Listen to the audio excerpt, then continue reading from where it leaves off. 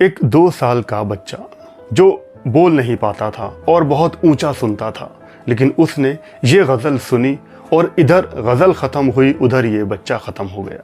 बहुत ही चौंकाने वाला किस्सा है। ये किस्सा जुड़ा है 1968 में रिलीज़ हुई फिल्म साथी के एक गाने से जुड़ा हुआ। ये एक गज़ल थी। फिल्म साथी को डायरेक्ट किया था CV श्रीधर साहब ने। इसका संगीत था नौशाद साहब का और गाने लिखे थे मजरूह सुल्तानपुरी साहब ने। मेल वॉइस के लगभग सारे ही गाने मुकेश साहब ने गाए थे और बखूबी गाए थे। तो जिस गज़ल की हम बात करेंगे, इसको लिखा था मजरूह सुल्तानपुरी साहब ने। गज़ल के बोल थे, आंखें खुली थी आए थे वो भी नज़र मुझे, फिर क्या हुआ नहीं है इसकी खबर मुझे। आंखें खुली थी आए थे वो भी नज़र मुझे, फिर क्या हुआ नहीं है कुछ इसकी खबर। जब फिल्म में हीरो राजेंद्र कुमार जी अंधे हो जाते हैं तब ये गज़ल उन पर पिक्चराइज होनी थी। इस गज़ल के लिए चुना गया मुकेश जी को। मुकेश जी ने इस गज़ल को समझकर बहुत ही मेलोडियस आवाज़ में, एक दर्द भरे लहजे में इस गज़ल को बखूबी गाया, बहुत कमाल गा दिया था और सभी को मुकेश जी की आवाज़ में ये गज़ल बहुत ही पसंद आई थी। लेकिन न जाने क्या हुआ, डायरेक्टर साहब ने इस गज़ल को फिल्म में नहीं रखा, इस गाने को फिल्म से हटा दिया गया। लेकिन इस गज़ल के बोल बहुत ही अच्छे थे और इस गज़ल को फिल्म में ना रखने की वजह से मुकेश साहब को भी दुख ज़रूर हुआ होगा।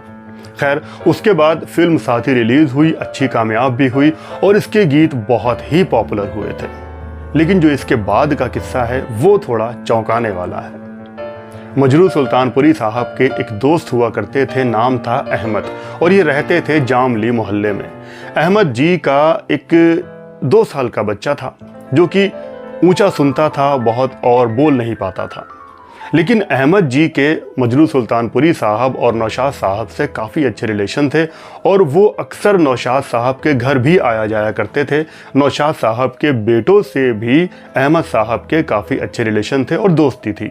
तो अहमद साहब अक्सर नौशाद जी के घर पर आया करते थे और एक कमरा बंद करके नौशाद साहब के सारे नए और पुराने गीत सुना करते थे।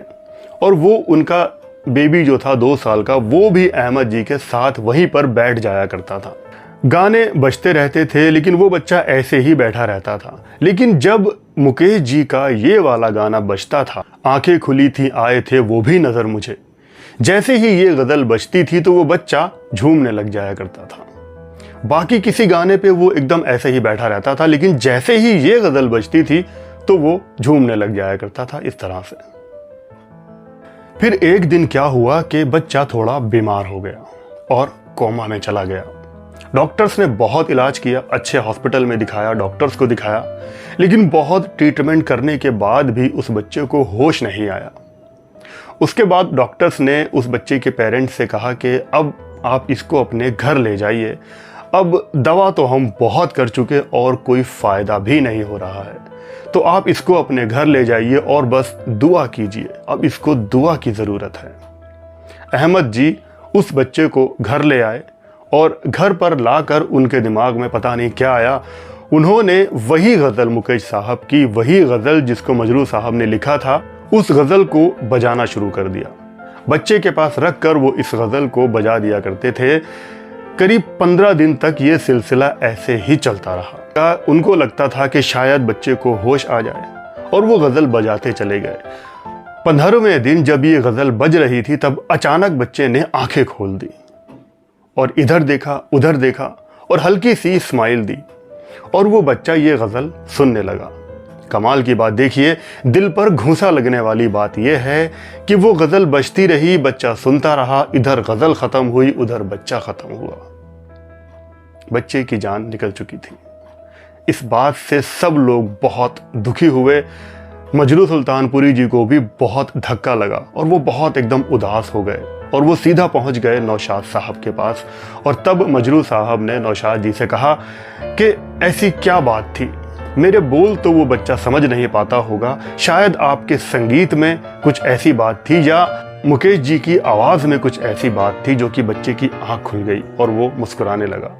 तब नौशाद साहब ने कहा कि नहीं मजरू साहब, आपके बोल भी बहुत अच्छे थे, अगर बोल अच्छे हों तो ज़रूर दिल तक जाते हैं, दिल पर असर करते हैं। तो साहब, ये था किस्सा जो मजरू साहब ने आज से करीब 27-28 साल पहले अपने एक इंटरव्यू में शेयर किया था। अगर बात पसंद आई हो तो वीडियो को लाइक शेयर कर देना, इस चैनल पर नए हो तो सब्सक्राइब ज़रूर करना। Thank you very much.